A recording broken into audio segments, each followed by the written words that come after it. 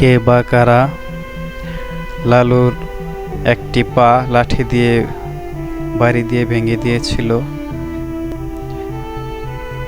আজ 2 দিন আগে। এই 2 দিন লালু ব্যথায় কাতরাচ্ছিল। আজ তার পায়ে কিছুটা শক্তি পাচ্ছে। সে এই অবস্থায় আমাকে সঙ্গ দিচ্ছে।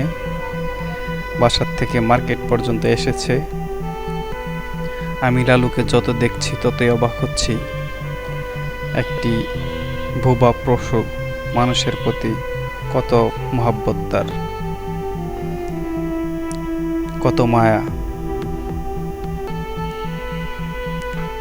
কত মায়ায় জড়িয়ে ফেলেছে আমাকে।